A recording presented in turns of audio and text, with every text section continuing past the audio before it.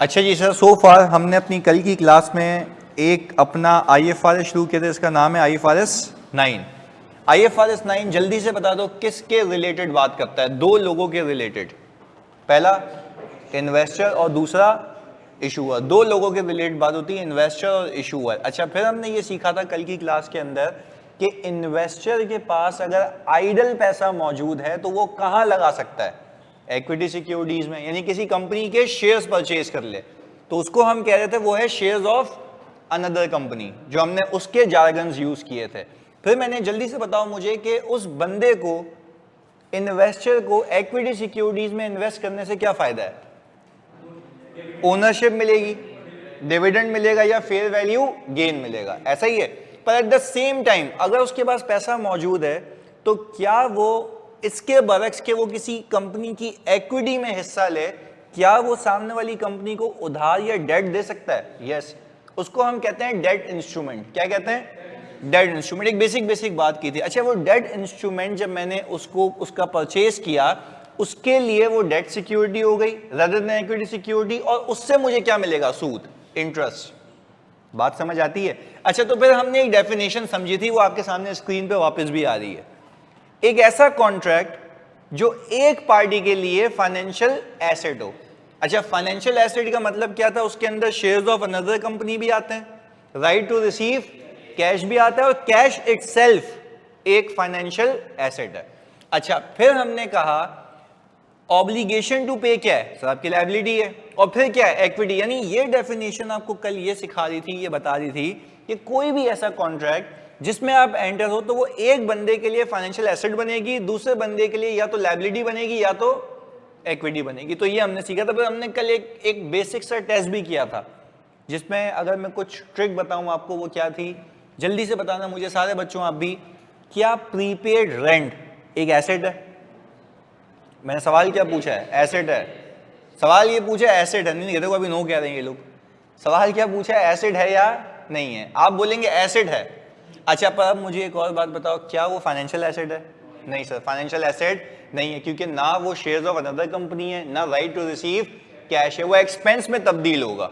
ये बात हमने फिक्स की दिमाग में। अच्छा, एक और बात बताओ, अगर मेरी अनअर्न्ड लायबिलिटी है, अनअर्न्ड लायबिलिटी, क्या वो मेरी लायबिलिटी है?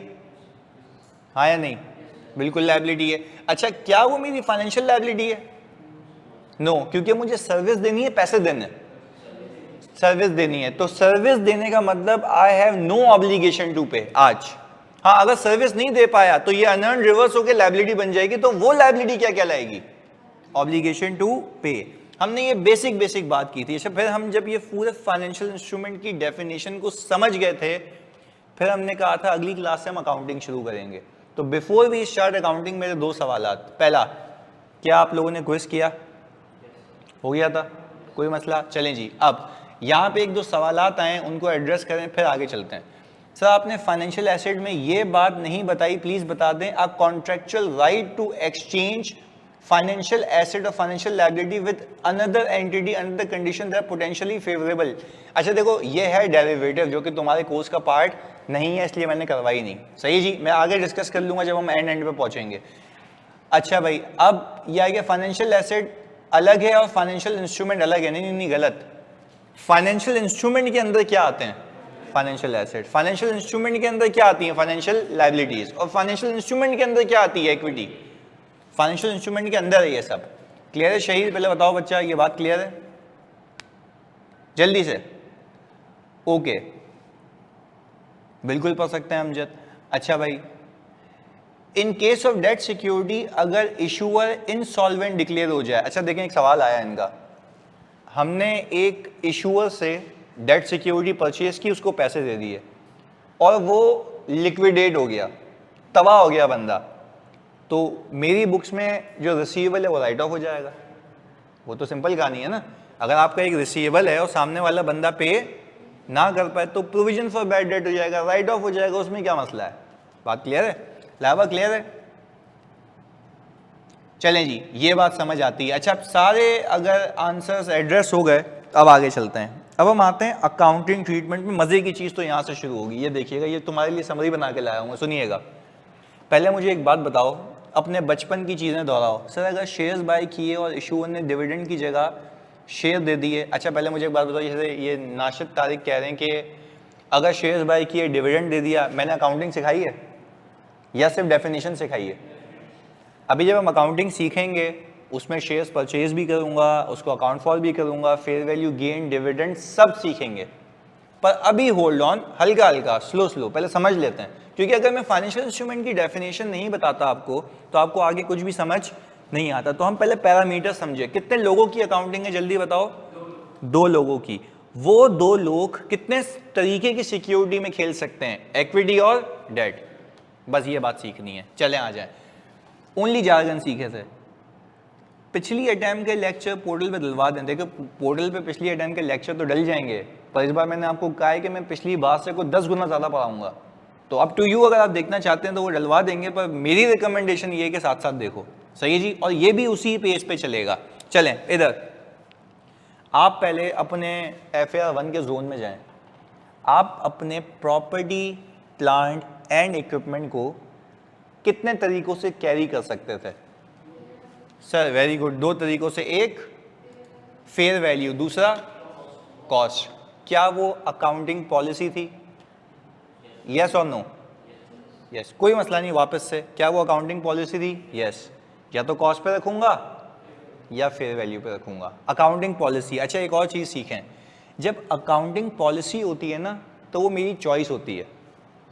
वो मेरी, या तो मैं इधर जाऊंगा या उधर जाऊंगा, पहली बात।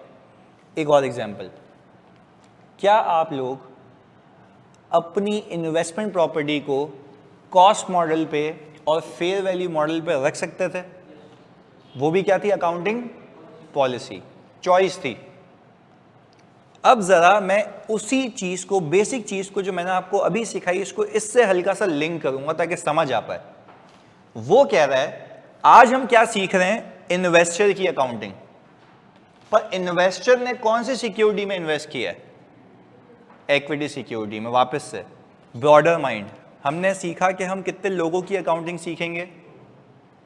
इन्वेस्टर, इशू है। मैंने सबसे पहले किसको उठाया? इन्वेस्टर को। पर इन्वेस्टर भी सामने वाली कंपनी को उधार दे रहा है या इक्विटी सिक्योरिटी परचेज कर रहा है? तो पहले वो माइंड क्लियर रखते हैं कि इस पूरे चैप्टर में कौन से पार्ट का कौन सा हिस्सा सीख रहे हैं। इन्वेस्टर एक्वायरिंग कौन सी securities? Equity securities. That's what we are doing. सही जी, पहले ये क्लियर कर दिया। फिर वो कहता है 2 तरीके की अकाउंटिंग है। कितने तरीकों की? 2। प्लीज सुनिएगा। वो कहता है 2 तरीके की अकाउंटिंग के अंदर आपने अपनी इन्वेस्टमेंट को रखना फेयर वैल्यू पे ही है। मैं फिर रिपीट कर रहा हूं, आपने अपनी इन्वेस्टमेंट को रखना किस पे? फेयर वैल्यू पे। पर वो कह रहा है 2 मॉडल्स हैं इसमें, या तो फेयर वैल्यू थ्रू OCI या तो फेयर वैल्यू थ्रू P&L। अब इसका मतलब मैंने समझाना है आपको। अच्छा अब एक मतलब समझते हैं। मैंने ये कहा आपने एक शेयर खरीदा आसानी के लिए। कितने शेयर खरीदे? 1। तो आपने कहा कि मैंने इन्वेस्टमेंट डेबिट की और कैश क्रेडिट कर दिया। लेट से मैंने 25 रुपए का शेयर खरीदा। कितने शेयर खरीदे? 1 शेयर खरीदा। अच्छा, क्या ये जिस दिन मैंने इसको खरीदा है, क्या ये इस दिन की फेयर वैल्यू होगी? यस, क्योंकि पाकिस्तान स्टॉक एक्सचेंज पे जाओगे वो मार्केट वैल्यू होगी ना, मार्केट वैल्यू पे शेयर खरीद लोगे। तो ये खरीदने के दिन की कौन सी वैल्यू है? Fair value. खरीदने के दिन की कौन सी वैल्यू है? अच्छा, ये एंट्री मेरे बच्चों मैंने कब बनाई? At acquisition date. सही है भाई, ये एंट्री बनाई है मैंने कौन सी डेट पे? एक्विजिशन डेट पे। ये हिसाब किताब हो गया पहले दिन पे। अच्छा हुआ क्या, 31 दिसंबर पे मैं आया, कॉपी करने का पूरा टाइम दूंगा मैं।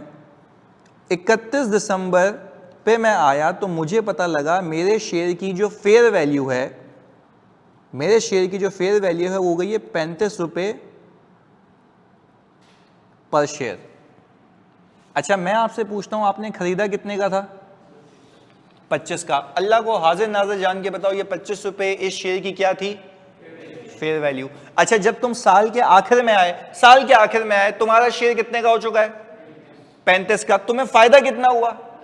10 रुपए पर शेयर का। हमने यहां पे क्या किया? हमने अपनी इन्वेस्टमेंट की वैल्यू को 10 रुपए से इंक्रीज किया और ओसीआई में फेयर वैल्यू गेन पार्क किया। अच्छा, अब मैं आप सबसे पूछूं, मैंने अपनी इन्वेस्टमेंट को रखा हुआ किस पे? फेयर वैल्यू पे। क्योंकि 25 से किस पे आ गए? 25 से किस पे आ गए? वापस बोलना, 25 से किस पे आ गए? 35 पे। तो 25 से 35 पे आने के लिए जो तुमने गेन बुक किया है वो कहां पे किया है? ओसीआई। इस मॉडल का नाम है फेयर वैल्यू थ्रू ओसीआई। रखूंगा फेयर वैल्यू पे, बट फेयर वैल्यू के जो भी चेंजेस होंगे वो ओसीआई में फेंकूंगा। जैसे कि याद करो, पीपीई के अंदर रीवैल्यूएशन सरप्लस, अल्लाह को हाजिर नाजिर जान के बताओ, क्या प्रॉफिट एंड लॉस में जाता है या ओसीआई में? और ओसीआई से रिटेन अर्निंग में जाता है या अलग से रिजर्व में? अलग से रिजर्व में। रिटेन अर्निंग में। पर एक बात याद करो, वो रिटेन अर्निंग में तब जाता है जब वो बिक जाता है, तो ट्रांसफर होता है। याद है? चलो यहां तक हम साथ हैं। चले वापस से, क्योंकि इतने मुश्किल जार्गन से तो एक एक करके तुम्हारे भेजे में फिक्स करने होंगे। वापस से एक साथ बताओगे, अकाउंटिंग किसकी सीख रहे हैं? इन्वेस्टर की। कौन सी सिक्योरिटी खरीद रहा है? Equity security. कितने मॉडल्स हैं? कॉस्ट मॉडल है नहीं, सिर्फ कौन सा मॉडल है? Fair value. ये भी फेयर वैल्यू, वो भी फेयर वैल्यू। वो कह रहा है सही, आपने अपनी इन्वेस्टमेंट को रखना किस पे? फेयर वैल्यू पे। पर उसमें दो चीजें बना दी, एक फेयर वैल्यू थ्रू ओसीआई, एक फेयर वैल्यू थ्रू पीएनएल। रखूंगा फेयर वैल्यू पे, गेन लॉस बुक करूंगा ओसीआई में। दूसरा क्या है? रखूंगा फेयर वैल्यू पे, गेन लॉस कहां बुक करूंगा?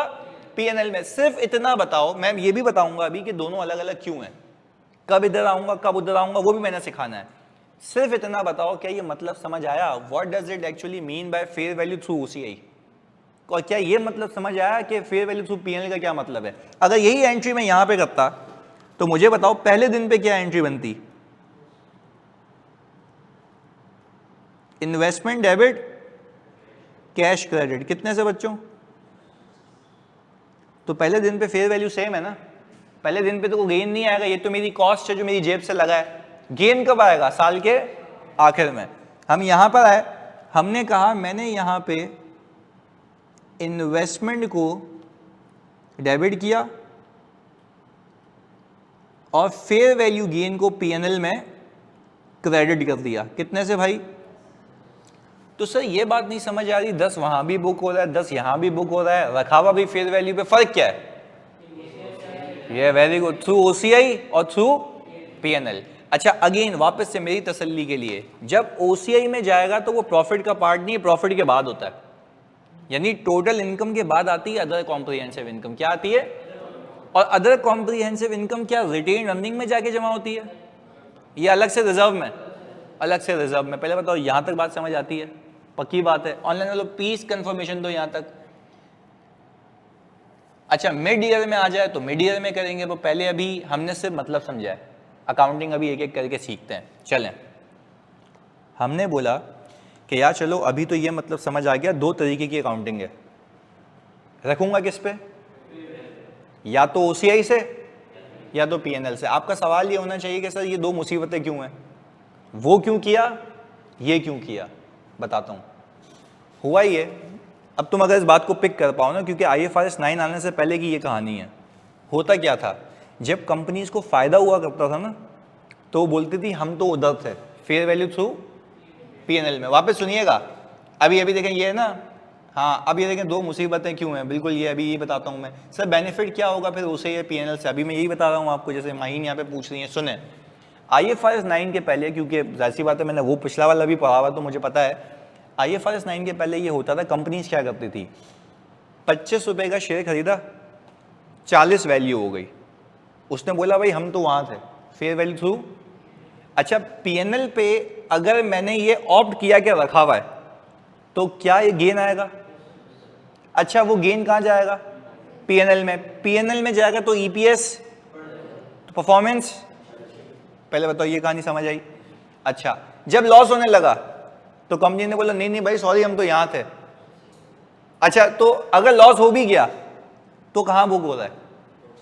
ओसीआई में। क्या पीएनएल हिट हुआ? ईपीएस हिट हुई? नहीं हुई। ये टोपी ड्रामे चलते थे। पहले बताओ बात समझ आती है ऑनलाइन वाले बच्चों? जल्दी बताओ, जल्दी बताओ, बात समझ आ रही है? दो अलग अलग चौरंगियां थी पहले, जब जिसका दिल चाहे वो जहां जाके बैठ जाता था। इन्होंने बोला भाईजान वो होशियारी नहीं, खत्म, IFRS 9 आ गया। अब आगे सुने, आगे सुने वापस से। भाई जब फायदा हुआ तो कहां मर रहे थे हम जाके? पीएनएल। लॉस हुआ तो ओसीआई। वो बोला लॉस हुआ तो नहीं भाई मैं तो ये मॉडल पे था, फायदा हुआ तो मैं ये मॉडल पे था। स्टैंडर्ड ने कहा आप अपना दिमाग चलाया नहीं। स्टैंडर्ड ने कहा please ask your self what is your business model. Standard ने क्या कहा? Ask your self what is your business model. Sir अब भी तो यही दो ऑप्शंस हैं, तो मैं उसी पे तो आ रहा हूं, इधर कब जाएंगे उधर कब जाएंगे? स्टैंडर्ड ने कहा ये आप नहीं डिसाइड करेंगे, आपका मॉडल डिसाइड करेगा। मैंने कहा वो कैसे? आ जाओ बताता हूं। स्टैंडर्ड ने कहा अगर आपको ये मस्ती है कि आपने शेयर्स खरीदने बेचने खरीदने बेचने खरीदने बेचने खरीदने बेचने, शॉर्ट टर्म गेन चाहिए, क्या चाहिए? तो आपके लिए जो चीज बनाई गई है वो है फेयर वैल्यू थ्रू। देखो बिजनेस मॉडल क्या लिखा हुआ है मैंने, हेल्ड फॉर, यानी आज आप सिक्योरिटीज को इस नीयत से खरीद रहे हैं कि मैं खरीदूंगा बेचूंगा। तो टेक्निकली मेरा मकसद तो यही है ना कि मैं पीएनएल में गेन कमाना चाहता हूं, पीएनएल में गेन कमाना चाहता हूं। तो उसको बोला जिस कंपनी को ये मस्ती है ना, जिसका मॉडल ये है, तो वो बराए मेहरबानी कौन से मॉडल पे जाएगा? फेयर वैल्यू थ्रू पीएनएल पे। अब एग्जामिनर पता है क्या करता है? आपको बोलेगा नहीं कि अकाउंटिंग कौन सी करनी है, बोलेगा entity's business model is to held investment for sale. क्या लिख के देगा? Entity's business model is to held investment for sale. अब भाई आपने यहां पे सोचना होगा अकाउंटिंग कौन सी करूंगा, ओसीआई की पीएनएल की, क्योंकि उसका मकसद ही यही है कि मैं खरीदूंगा बेचूंगा खरीदूंगा बेचूंगा। तो मैं टारगेटेडली चाह क्या रहा हूं कि मेरे प्रॉफिट एंड लॉस में चीजें आए। तो वो कह रहा है तुम्हारे लिए मॉडल कौन सा बनाया? Fair value through PNL. पहले बताओ कहानी समझ आती है? पक्की बात है। अच्छा sir if it is normal course of business to sell security, yes बिल्कुल ऐसा ही है। वापस से रिपीट कर देते हूं मैं, वापस सुने। मैंने आपको क्या बताया जल्दी से वापस से, मॉडल कौन सा रखना किस पे? फेयर वैल्यू पे, या तो ओसीआई या तो पीएनएल। मैंने आप लोगों को यह भी समझा दिया कि दो अलग अलग मॉडल बनाए क्यों गए। उसने बोला कि भाई आप अपनी विश से नहीं जा सकते, आपको पहले डिसाइड करना होगा आपका मॉडल क्या है। यानी मैं तुम्हें एक एग्जांपल देता हूं, अभी मैं एक कंपनी का ऑडिट कर रहा था, तो मैं एग्जांपल देता हूं, सुनना। सर एक मॉडल ऑप्ट करने के बाद दूसरे पे जा सकते नहीं, यही तो पाबंदी है। अच्छा अगर दूसरे पे जा सकते तो क्या IFRS 9 आता या पहले वाला हिसाब किताब चलता? पहले वाला हिसाब किताब चलता, नहीं हो सकता ना, तो नई इन्वेस्टमेंट पे होगा। बोलेगा आपने जो डिसाइड किया था ना वैसे चलो। मैं आपको इसी पे एग्जांपल देता हूँ एक, सुनिएगा। हुआ क्या, मैं कंपनी में गया तो मैंने देखा यार वो रेगुलरली ना अपनी इन्वेस्टमेंट्स को खरीद बेच रहे हैं। अच्छा वो आपको कैसे पता लगेगा? आप जब उससे इन्वेस्टमेंट के शेड्यूल्स लेंगे तो आपको पता लगेगा ना, खरीदी बेची खरीदी बेची खरीदी बेची खरीदी बेची। तो मैं देखा जा रहा था ये ऑडिट में, मैंने बोला भाईजान इधर आओ। अच्छा उसने रखा हुआ किस पे था? फेयर वैल्यू थ्रू ओसीआई पे। मैंने कहा क्या ये तुम बताओगे मुझे, क्या ये उसकी सिलेक्शन सही थी गलत थी? कहाँ होना चाहिए? तो उसका मॉडल क्या है? Held for sale. अच्छा क्या मैं ऐसे ही कह रहा हूं या कुछ देख के कह रहा हूं? भाई शॉर्ट टर्म यार ट्रेडिंग कर रहे हो तुम, बेवकूफ बना रहे हो, यहाँ पे ढका हुआ है तुमने। अच्छा वो कर क्या रहा था पता है? उसकी इतनी लॉस मेकिंग इन्वेस्टमेंट्स थी, वो निकाल रहा था जल्दी जल्दी, खरीदा बेचा खरीद। मैंने कहा होशियारी नहीं, उधर जाओ। तो वो कह रहा तुम किस बिना पे कह रहे हो? मैंने कहा भाईजान स्टैंडर्ड ये कह रहा है if you are keeping your investment for selling purposes, तो आपने कौन से मॉडल पे जाना है? Fair value through. क्या मैं उसको फेयर वैल्यू पे रखने से मना कर रहा हूं या मैं उसको अकाउंटिंग गलत करने से मना कर रहा हूं? अकाउंटिंग गलत करने से मना कर रहा हूं। तो मैंने कहा शाबाश बेटा उधर जाओ, जिसकी चीज के लिए तुमने खरीदा है इसको। पहले बताओ बात समझ आती है? दिस इज वाई ये दो मॉडल्स बनाया गया ताकि कोई टोपी ड्रामे अकाउंटिंग मैनिपुलेशन ना हो सके, दैट्स इट। अच्छा एक सवाल आया, सर लॉस ओसीआई में रिकॉर्ड करेंगे? एक दो सवाल आते हैं वो देखते हैं। सर लॉस ओसीआई में रिकॉर्ड करेंगे या पीएनएल में? नहीं, देखो पीएनएल में तो बिजनेस के क्या फायदा? नहीं भाईजान ये तो देखो ना, लॉस अगर ओसीआई में रिकॉर्ड होगा अल्टीमेटली इक्विटी में जाके तो वो नेगेटिव हो जाएगा, वो तो मैं मानता हूं। पर क्या उसका प्रॉफिट अच्छा दिखेगा, हाँ या नहीं? ईपीएस अच्छी दिखेगी? तो मुझे बताओ शेयर होल्डर को डिविडेंड कहां से मिलता है, प्रॉफिट से या ओसीआई से? प्रॉफिट से। तो उसके लिए द कंसर्न एरिया क्या है? प्रॉफिट। तो वो यही कह रहे हैं कि मैनिपुलेशन नहीं होनी चाहिए। चलो आज मैं आपसे बोलूं, आज मैं आपको अलाउ कर दूं कि आप एक काम करें, प्रॉपर्टी प्लांट एंड इक्विपमेंट पे आने वाला रीवैल्यूएशन सरप्लस पीएनएल में ले जाओ, तो हर इदारा क्या करेगा? जो प्रॉपर्टी खुद यूज कर रहा है उसको फेयर वैल्यू पे लेके जाके गेन बुक करेगा, अचानक से इतना सारा प्रॉफिट आ जाएगा, तो डिविडेंड कहां से देगा? प्रॉपर्टी बेचेगा? नहीं। तो फर्क है ना, इन्वेस्टमेंट प्रॉपर्टी अलग थी, पीपीई अलग था। यहां पे है इन्वेस्टमेंट, पर उसने बोला भाई आप पहले डिसाइड कर लो आपने करना क्या है। ये इसलिए पाबंदी लगाई गई ताकि कोई अपनी मर्जी से अकाउंटिंग मैनिपुलेशन ना कर पाए। अब आपका सवाल ये होना चाहिए सर अकाउंटिंग मैनिपुलेशन पकड़ी कैसे जाएगी? ऑडिट। जैसे मैंने आपको बताया, मैंने क्या मूवमेंट देख के ट्रेस कर लिया था? बिल्कुल कर लिया था। बोला पहले डिसाइड करो, या तो इधर या तो उधर। बात समझ आती है? अच्छा अब 2-3 सवालात। अच्छा भाई सर ये एरर प्रोस्पेक्टिव चेंज या एरर प्रोस्पेक्टिव चेंज होता है या रेट्रोस्पेक्टिव चेंज होगा? भाई एरर तो हमेशा कैसे चेंज होगा? रेट्रोस्पेक्टिवली। सर ऐसा हो सकता है कि एक ही कंपनी ने 2 तरह की इक्विटी इन्वेस्टमेंट की हुई हो। अच्छा अब आप जवाब देंगे, क्या ऐसा हो सकता है कि मैंने एक पोर्टफोलियो खरीदा और मैंने कहा ये शेयर्स मैं फेयर वैल्यू थ्रू ओसीआई पे रखूंगा, एक पोर्टफोलियो खरीदा मैंने कहा फेयर वैल्यू थ्रू पीएनएल पे रखूंगा, क्या ऐसा हो सकता है? बिल्कुल हो सकता है। ये होता है सेगमेंट वाइज। मैं तुम्हें समझाता हूं कैसे। मैं एक कंपनी का ऑडिट कर रहा था, उन्होंने क्या किया, उन्होंने बोला जो सीमेंट इंडस्ट्री है ना, सीमेंट इंडस्ट्री, उसके जितने भी शेयर्स हमने खरीदे हुए मैं लॉन्ग टर्म के लिए रखूंगा। तो उसने कहां जाना चाहिए? OCI PNL? OCI strategic investment, long term investment. आगे सुने।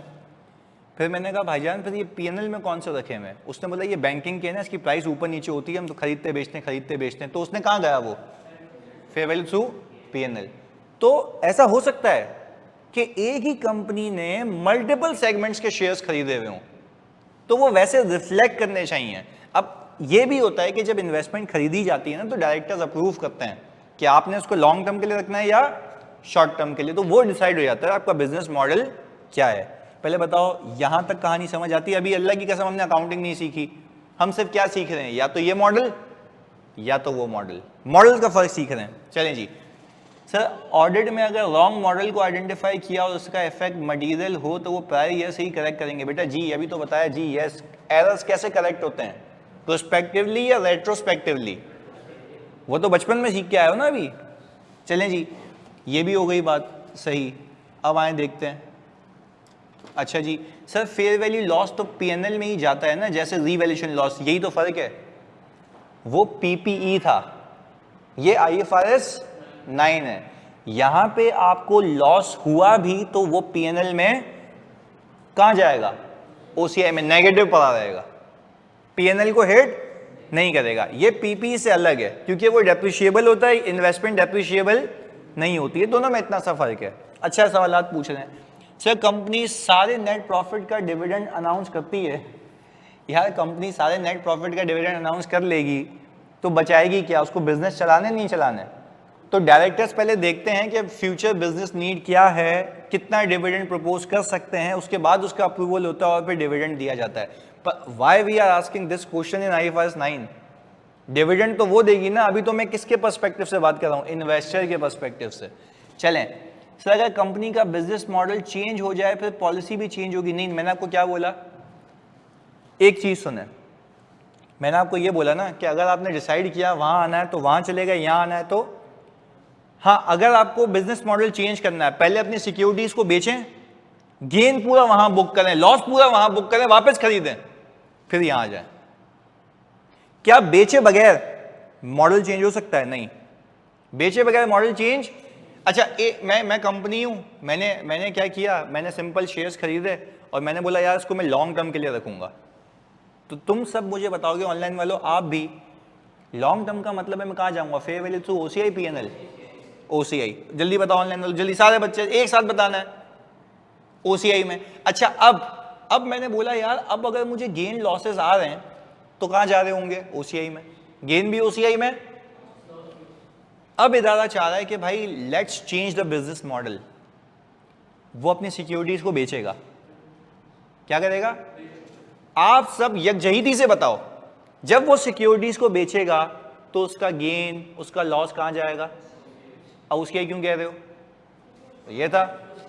अच्छा, उसने फिर खरीदी और अब लिखा अपने बिजनेस मॉडल में कि अब मैं इसको खरीदूंगा बेचूंगा, खरीदूंगा बेचूंगा। अब वहां जा सकता है? पहले अकाउंटिंग पूरी करो, फिर उधर जाओ, ताकि मैनिपुलेशन ना हो पाए। भाई सही है, आपको लॉस है, रियलाइज करो ओसीआई में, फिर उधर चले जाओ, कोई मसले वाली बात नहीं है। मॉडल कैन बी चेंज, पर खरीदी हुई सिक्योरिटीज को यहां से वहां नहीं कर सकते। बात समझ आ रही है? ऑनलाइन वालों पहले बताओ जानी, बात क्लियर है? क्रिस्टल क्लियर है? जल्दी बताओ, बात क्लियर है? जल्दी से सारे बच्चों, एक एक बच्चे को क्लियर है? आगे चलूं? चलें, बेहतरीन हो गया, चलें ओके। अब वापस से यहां पे आ गए। दो तीन और बातें, यानी चेंज करने के लिए उसको सेल करना जरूरी है डेफिनेटली। अच्छा मुझे एक बात बताओ ना, आप जैसे पीपी होता है ना, पीपी में कॉस्ट से फेयर वैल्यू पे जा सकते हो, क्या पीपी को बेचना लाजमी होता है या वैसे ही चले जाते हो? FR1 अभी देखे आए हो यार। वापस प्रॉपर्टी प्लांट एंड इक्विपमेंट में IS 16 में तुम पीपी को कॉस्ट से उठा के फेयर वैल्यू पे लेके जा सकते हो ना। वो change in accounting policy allowed है, वो change in accounting policy allowed है।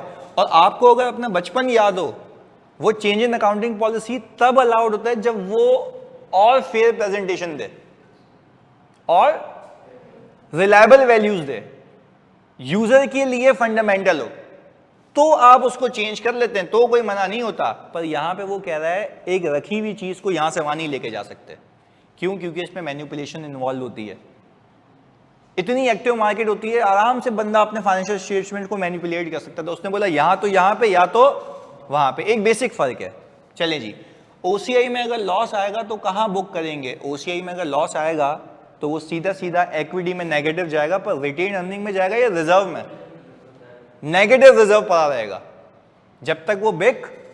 अच्छा जब बिक गया तो उसको उठा के कहां फेंक देंगे? रिटेन अर्निंग में। अभी सीखते हैं अकाउंटिंग में, अभी भी to be very clear, accounting सिखाई है, सिर्फ अभी दो मॉडल्स पे इतनी डिटेलिंग कर रहा हूं कि fair value through OCI, fair value through PNL. दो मतलब समझाए और बता रहा हूं कि ओसीआई का मतलब क्या है, पीएनएल का मतलब क्या है, ओसीआई का मतलब क्या है, पीएनएल का मतलब क्या। अकाउंटिंग अभी नहीं सीखी सर। ओसीआई में रखना इट्स ओके, लेकिन लॉस आया तो ईपीएस तो इंपैक्ट होनी चाहिए, नहीं होगी ना। मुझे एक बात बताएं, चले इस पे भी आपको जवाब देता हूं। बेसिस ऑफ कंक्लूजन में लिखा हुआ है, उमैर का सवाल है, सुनिएगा, फिर हम आगे चलते हैं। किसी ने पूछा, जैसे इन्होंने पूछा ना, जब आईएफआरएस की ड्राफ्टिंग होती है ना तो लोग क्वेश्चंस करते हैं कि ये क्यों किया भाई। तो पता है जवाब क्या आया कमेटी का, आईएसबी कमेटी का? जवाब ये आया, ये बड़ी अहम बात है, सुनना तुम सबके काम आएगी। आईएसबी कमेटी का जवाब ये आया कि हमने लॉस को ओसीआई में बुक करने का इसलिए कहा क्योंकि आपकी नीयत थी लॉन्ग टर्म के लिए रखना। किसके लिए रखना? अगर एक लॉन्ग टर्म इन्वेस्टमेंट जो आपने सालों से रखी हुई हो, आप उसको उठा के लॉस पे ले आए तो इतना सारा लॉस एक साथ आपके पीएनएल को हिट कर जाएगा। वापस से, आपने 2 साल से इन्वेस्टमेंट को रखा हुआ है, 2 साल से लॉस जमा होता रहा, जमा होता रहा, जमा होता रहा, जमा होता रहा। आपका मकसद क्या इससे फॉर द ईयर में गेन्स कमाना था या लंबे अरसे के लिए रखना था? ऐसा है? अच्छा वो भी तो यही कह रहा है, वो कह रहा है अगर लंबे अरसे के लिए रखना चाहते थे तो आपकी नीयत ही ये थी कि आप अपने प्रॉफिट को हिट नहीं करना चाह रहे। तो जब अपने प्रॉफिट को हिट नहीं करना चाह रहे तो आपके लिए हमने मॉडल ही कौन सा बनाया है? अच्छा अब अगर मैं उल्टा कहूं कि मेरी नीयत ही यही है, मुझे प्रॉफिट्स कमाना है, तो फिर किस पे जाऊंगा? पीएनएल पे। पहले बताओ उमैर, आपको बात समझ आई? देखो वो कह रहा है कि अगर लॉस हुआ, मैं अल्लाह की कसम खा रहा हूं, लॉस रियलाइज भी होगा, लॉस रियलाइज भी होगा, पर वो रियलाइज होके पीएनएल में जाएगा डायरेक्टली रिटेन अर्निंग में, प्रॉफिट पे इंप्लीकेशन नहीं आएगी, रिटेन अर्निंग हिट हो जाएगी, वो मैं मानता हूं। बात क्लियर है? देखो यार सिंपल लॉजिक रखी। लोग चिल्लाने लगे ना, लोगों ने बोला ये तो ज्यादती है, जब हमें गेन हो रहा है तो तुम पीएनएल में लेके जाने नहीं दे रहे, तो लॉस होगा तो वो भी पीएनएल में नहीं जाएगा। तो मैंने कहा वो कहां जाएगा भाई? लॉस हुआ बेचोगे तो रिटेन अर्निंग में फेंक देना। पहले तो बात समझ आती है। इसीलिए तो कहा गया इन्वेस्टर्स को आप डिसाइड कर लें सुकून से कौन सी इन्वेस्टमेंट लंबे अरसे के लिए रखनी है। तो मुझे जल्दी बताओ कौन सी इन्वेस्टमेंट बंदा लंबे अरसे के लिए रखेगा जिससे उसको पीएनएल में गेन नहीं चाहिए। बात समझ आती है? अच्छा, इसके बरक से एक बात करूं, कौन सी इन्वेस्टमेंट बंदा पीएनएल में रखेगा, क्या मकसद होगा? शॉर्ट टर्म, खरीदना बेचना है, खरीदना बेचना है, खरीदना बेचना है। पहले बता दोनों में फर्क समझ आ रहा है? ये बिजनेस मॉडल्स का फर्क है। सही है जी? हाँ जी, जल्दी बताओ ऑनलाइन वालों। उमैर आपका सवाल क्लियर हो गया? जल्दी बताओ, जल्दी से। Got it? चलिए अरूबा कह रही है गॉट इट, आगे बता दो भाई बाकी बच्चे। शेयर होल्डर को इस लॉस का इम्पैक्ट कब जाएगा? फिर अभी तो बताया, शेयर होल्डर को इस लॉस का इम्पैक्ट कब जाएगा? जब ये बिकेगा, जब ये बिकेगा और बिक के सरप्लस से निकल के रिटेन अर्निंग में आ जाएगा। तो भी अकाउंटिंग सीखेंगे, सिर्फ बात कर रहे हैं अभी। सही है जी? ओके, व्हेन सेल आउट, चलें जी, बिल्कुल ऐसा ही है। एक साल के अंदर अंदर की इन्वेस्टमेंट शॉर्ट टर्म है। शॉर्ट टर्म तो यही होगी ना, एक साल के अंदर अंदर खरीदना बेचना, खरीदना बेचना, ऐसा ही चीज है। जल्दी बताओ तो मेरे बच्चों, ऑनलाइन वालों क्लियर है तो आगे चलें, जल्दी बताओ। चलें ओके। अब एक मेरी तरफ से टेस्ट है, तुम्हें लिखा हुआ मिले सवाल के अंदर, company A purchase 5000 shares of company B. हम कौन है? इन्वेस्टर। कंपनी बी कौन है? इशूअर। अच्छा, ये बात समझ आती है। ये कह के मैं चुप हो गया। फिर मैंने आगे लिखा company's intention is to hold the investment for long term. कौन से मॉडल पे जाऊं? ओसीआई। तो आपकी नीयत क्या है इसमें? लॉन्ग टर्म रखना है मुझे, कोई पीएनएल में गेन वेन, यानी मैं चाहता ये हूं कि मेरा पीएनएल फजूल में खराब ना हो। वैल्यू ऊपर भी जाएगी, नीचे भी आएगी, ऊपर भी जाएगी, नीचे भी आएगी, तो क्या मैंने इतना सालों के लिए रखना है? तो क्या मैं बेवकूफ़ हूँ अपने पीएनएल में हिट लेता रहूँगा? नहीं लूँगा। बात समझ आई? Crystal clear. मेरा टारगेट है भाई, मुझे पीएनएल गंदा नहीं करना। लंबे अरसे के लिए रखूंगा तो पता नहीं कभी वैल्यू ऊपर जाएगी, किसी जमाने में नीचे आएगी, तो क्या बार बार अपने पीएनएल को छेड़ूंगा? नहीं, मेरा मकसद ही ये नहीं है। तो जो मकसद है उसके हिसाब से अकाउंटिंग करो। एग्रीड? दूसरे पे आ जाओ। हमने कहा company A purchased shares of company B, intention is to held shares for sale. क्या करूंगा? अच्छा, क्योंकि अब आप चाह रहे हैं कि यार मैं तो खरीदूंगा बेचूंगा, खरीदूंगा बेचूंगा, देखूंगा पीएनएल में क्या कमाई आ रही है तो कर लूंगा। पर ये चीज अब देखो, तुम्हारी नीयत खुद बता रही है कि तुम्हें पीएनएल में गेन्स चाहिए, तुम्हें पीएनएल में चार्ज चाहिए, पर वहां पे तुम्हारा ये कोई भी नियत, तो it depends upon the model कि आप चाहते क्या हैं। फायदा रोजमर्रा का चाहते हैं, ले जाओ उधर। लंबे अरसे के लिए रखना है तो आपकी नीयत खुद ये बता रही है कि आपको पीएनएल में गन खुराबात नहीं चाहिए, तो वो कहां जाएंगे? फेयर वैल्यू थ्रू ओसीआई में। पहले बताओ, अकाउंटिंग का मतलब समझ आता है? बड़ा बेसिक। कोई आपसे पूछे, कोई भी इन्वेस्टर अपनी इक्विटी सिक्योरिटीज को किस पे कैरी करेगा? फेयर वैल्यू पे। पहले ये बात, फेयर वैल्यू पे। कॉस्ट का कॉन्सेप्ट नहीं है, फेयर वैल्यू पे कैरी करेगा। फिर जल्दी बताओ कितने तरीके के मॉडल दे दिए? Fair value through OCI, fair value through अपनी विश से जाओगे या बिजनेस मॉडल के हिसाब से? अगर आपका मॉडल ये लंबे अरसे के लिए कोई गन खुराबात पीएनएल में नहीं, ओसीआई। आपका मॉडल ये है कि भाई आपको खरीदना बेचना है, खरीदना बेचना है, पीएनएल पे देखना है, तो फेयर वैल्यू थ्रू पीएनएल। वापस से बताओ, क्या अकाउंटिंग सीखी? नहीं, अब सीखते हैं। पहले ये कॉपी कर लो जल्दी से, ये बड़ी इंपॉर्टेंट चीज है अकाउंटिंग ट्रीटमेंट। ये जल्दी से कॉपी करें, ये समरी है।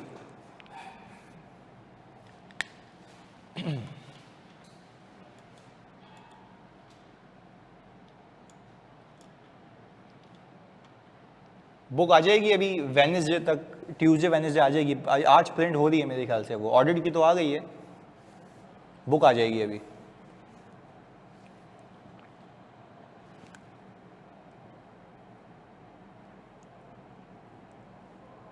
यार FAR 2 की मैं सॉफ्ट में नहीं देता जानी, PDF लाजमी शेयर कर दूंगा मैं। सर फाइनेंशियल एसेट किसी के पास हो तो ज़रूरी तो नहीं है ना कि हर केस में वो फाइनेंशियल इंस्ट्रूमेंट भी हो। फाइनेंशियल इंस्ट्रूमेंट की डेफिनेशन में क्या आता है? फाइनेंशियल एसेट आता है ना। तो फाइनेंशियल एसेट है तो मतलब फाइनेंशियल इंस्ट्रूमेंट भी है ऊपर। ऐसा ही है।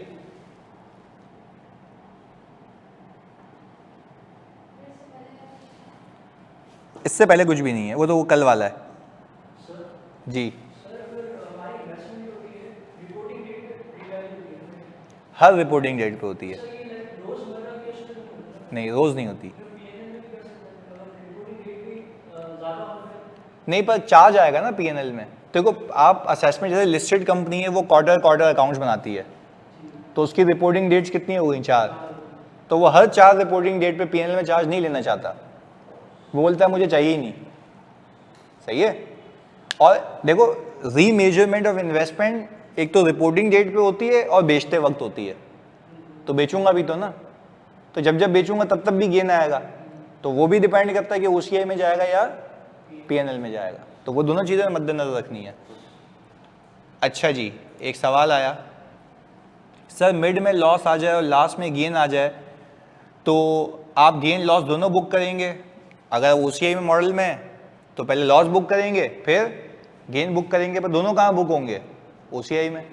खत्म। अभी अकाउंटिंग सीखते हैं, जानिए, अभी तो सिंपल 2 मॉडल्स का फर्क समझा है। क्लास का ड्यूरेशन एक हार ही रहेगा या इंक्रीज होगा? अभी की बात कर रहे हो अमजद?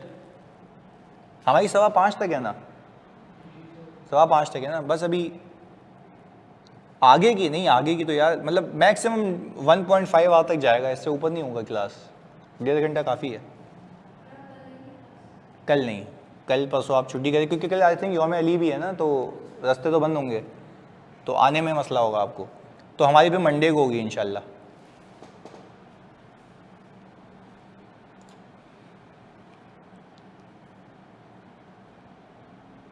या 5 क्लासें होंगी, 1 मंथ पहले ख़त्म होगा। इस बार मैंने वादा भी किया है कि पूरा महीना प्रैक्टिस भी करेंगे, जैसे मैं ऑडिट में कराता हूँ। अभी ऑडिट की बुक देख रहा था मैं, तो उसमें तो इतना सेक्शन है सिर्फ जो बेंचमार्क क्वेश्चंस का है, बुक के अंदर आखिर में मैंने सवालों का सेक्शन ही अलग कर दिया है ना, तो वो आप करते रहें, वो वैसे ही पार लगा देगा। तो उतने ही क्वेश्चंस हम सेशन में भी करेंगे, तो वो ज़्यादा इस बार अच्छा होगा। कल R2 और ऑडिट दोनों ऑफ हैं बिल्कुल, यानी ये कॉपी हो गया। चलें अगले पेज पे, ऑनलाइन वाले जल्दी बताएं, अगले पेज पे चलें। बुक आपको एक लिंक मिल जाएगा, आई थिंक ARM.books पे ऐसे कुछ आता है, और ARTD से भी मिल जाएगी। यहाँ से जो खरीदना चाहता है वो यहाँ से भी खरीद सकता है। ऑडिट बुक की प्राइस अब है क्या, दुकान पे बैठा हूँ क्या, 1600 रुपये उसकी। चलें अगले पेज पे चलें जानी।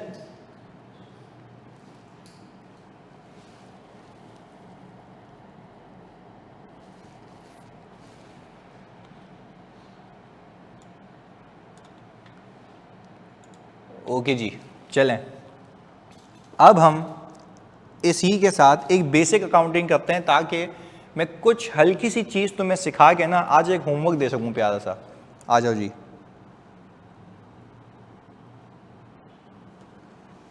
ओके, हमने ये कहा कि सर हमारे पास हम अकाउंटिंग सीख रहे हैं अभी फेयर वैल्यू थ्रू ओसीआई की। अच्छा, इन एनी केस मुझे आप बताते हैं कि रखेंगे किस पे? फेयर वैल्यू पे। चेंजेस कहाँ से जाएंगी? ओसीआई से। या तो गेन होगा या तो लॉस होगा, क्योंकि ये बंदा यही चाहता है इसका पीएनएल ना गेन की वजह से हिट हो, लंबा रखना है। क्लियर है? चलिए जी, ओके, ये बात समझ आती है, ये सब सही बता रहे हैं बिल्कुल। 1 सेकंड के लिए ऊपर कर दें, ये लो हो गया 1 सेकंड, दोनों में कुछ भी नहीं है, 10-10 रुपये ही गेन है। चलें जी आगे। मैंने कहा सर पहले ये बताएं, आईएफआरएस कहता है इनिशियल रिकॉग्निशन किस पे होगी? अच्छा, इनिशियल रिकॉग्निशन का मतलब है पहले दिन पे इन्वेस्टमेंट किस पे रिकॉर्ड होगी? हाँ जी बताते हैं। अभी इस पे थोड़ा सा काम करना है हमें। हमने कहा इनिशियल रिकॉग्निशन किस पे होगी, बच्चे कह रहे हैं फेयर वैल्यू पे। इसमें एक चीज मैं चेंज करूंगा, एक चीज, अभी आपको मजा भी आएगा सुन के। वो हमने कहा fair value plus transaction cost. अभी बताता हूं क्या होता है, ये पूरा लिखते हैं। यह आ गया fair value plus equals to initial recognition. सही है, इनिशियली मैं इस पे रखूंगा। अच्छा क्यों, ये क्यों कहा गया? ब्रोकरेज, बिल्कुल ऐसा ही, बिल्कुल सही कह रहा है ये बच्चा। मुझे एक बात बताओ, आप गए मार्केट में शेयर्स खरीदने के लिए, सही है जी, पीएसएक्स पे, पाकिस्तान स्टॉक एक्सचेंज पे, आपने देखा कि आपको पीएसओ के या शेल के, कोई भी कंपनी है या यूबीएल है, इसके शेयर्स मार्केट में ट्रेड होते हुए दिख रहे हैं। इसने कहा कि भाई इसकी प्राइस चल रही है 25 रुपये पर शेयर, सही, इसकी चल रही है 36 रुपये पर शेयर, और इसकी चल रही है 40 रुपीज़ पर शेयर।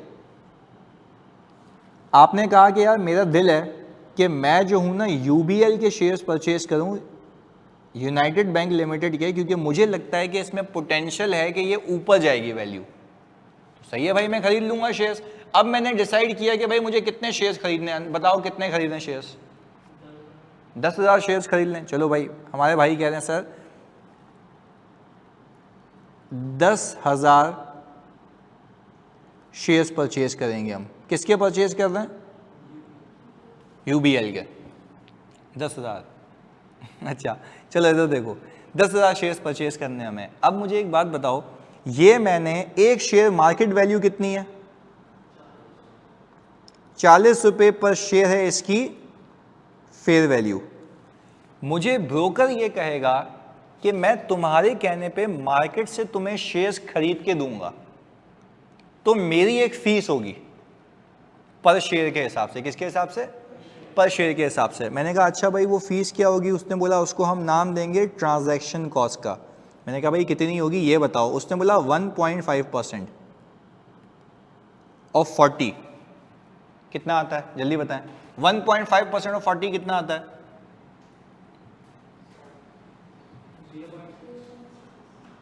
0.6 आ रहा है।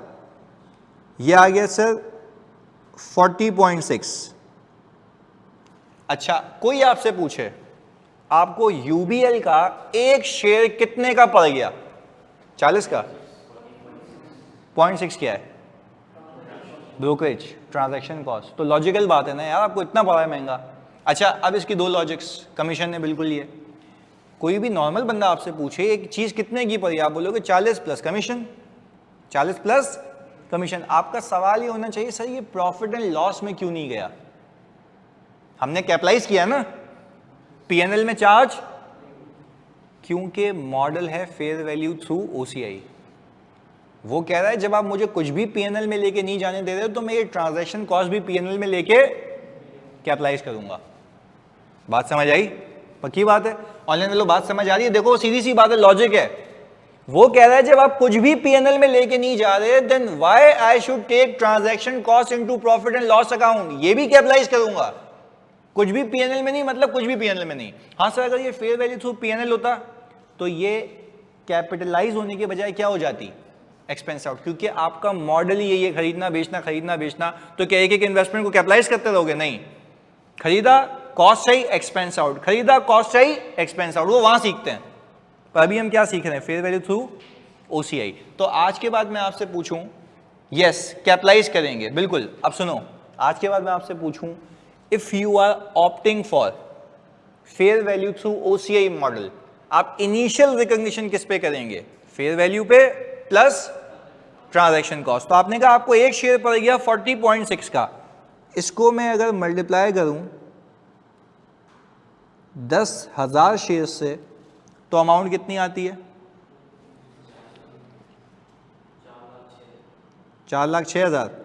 अच्छा भाई इस पे आपने एक एंट्री बनाई होगी, जल्दी बताएंगे आप मुझे, इन्वेस्टमेंट डेबिट और cash credit. Sir transaction cost कहाँ गई? इसके अंदर शामिल है? ऐसा ही है। अगर आप सिंपल ये काम करें, 4 लाख रुपए पे 1.5% लगाएं, 4 लाख रुपए पे 1.5% लगाएं, 6,000 आता है। वही 6,000 इसके अंदर चिपका हुआ है, पर शेयर में डाल दिया ना आपने। तो आपने कहा एक शेयर पे अगर 0.6 है तो 10,000 शेयर्स पे 6,000 होगा। सिंपल है ना, ये वाली बात आ गई। क्लैरिटी है? ऑनलाइन वालों बात समझ आती है? ये 6,000 रुपए एक्सपेंस आउट करने के बजाय मैंने क्या किए? कैपिटलाइज, क्योंकि कुछ भी पीएनएल में नहीं जाएगा। यहां तक हम साथ हैं? चलें जी, ओके। ये हो गई डे 1 पे, ये हो गया डे 1 का हिसाब किताब। अच्छा, अब हमने कहा अब अगर हम रिपोर्टिंग डेट पे जाएं, हम कह रहे हैं एक ही रिपोर्टिंग डेट, हम और कुछ भी नहीं खरीद रहे शेयर्स वगैरह। रिपोर्टिंग डेट पे हमारी इस शेयर की जो फेयर वैल्यू है, बताओ फायदा करें नुकसान करें? फायदा करें। हाँ जी बताओ ऑनलाइन वालों, फायदा करें नुकसान करें? चलो यहाँ पे सब फायदा, पॉजिटिव माइंड सेट के लोग बैठे हैं, फायदा करते हैं। चलें जी, माइंड ये कह रही है लॉस करें। चलें इस बार फायदा कर लेते हैं, अगली बार लॉस कर लेंगे। चलें ओके। मुझे एक बात बताओ, फेयर वैल्यू, चलो केसेस बना देते हैं, केस 1 और केस 2। एक में हम कह रहे हैं वैल्यू हो गई 46 पर शेयर, और एक में कह रहे हैं 35 पर शेयर। सही है? 46 35।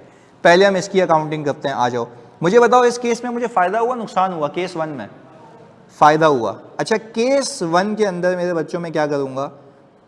पहले गेन निकालूंगा। मेरी इन्वेस्टमेंट कितने की परचेज की है मैंने? 40.60। Very good. उससे ही कंपेयर करोगे जितने पे कैरी हो रही है। तो आपने कहा 40.6 में से अगर मैं माइनस कर दूं 46 पर शेयर, तो मुझे गेन कितने का आया? 5.4 पर शेयर का गेन है। ऐसा ही है ना? अच्छा, मेरे पास शेयर्स कितने अवेलेबल हैं? 10,000। तो मुझे गेन कितना मिला? 54,000। ओके जी सर, 54,000 की जल्दी से मुझे बताओ मैं एंट्री क्या बनाऊं? इन्वेस्टमेंट को डेबिट करूं? वैल्यू बढ़ जाएगी, क्योंकि in any case I need to keep my investment at fair value, fair value. अच्छा, पर थ्रू, वेरी गुड यार। तो हमने कहा कि भाईजान 54,000 और 54,000, क्या ये 54,000 का गेन प्रॉफिट एंड लॉस में गया है? ओसीआई में गया है। और ओसीआई से रिटेन अर्निंग में गया है या रिजर्व में गया है? रिजर्व में गया है। अच्छा, ये बात तो हो गई डन इस हद तक। कोई यहां पे आपसे आके पूछे कि भाईजान ये बताओ कि आपकी इन्वेस्टमेंट बैलेंस शीट में कितने पे दिखेगी? तो आप बोलेंगे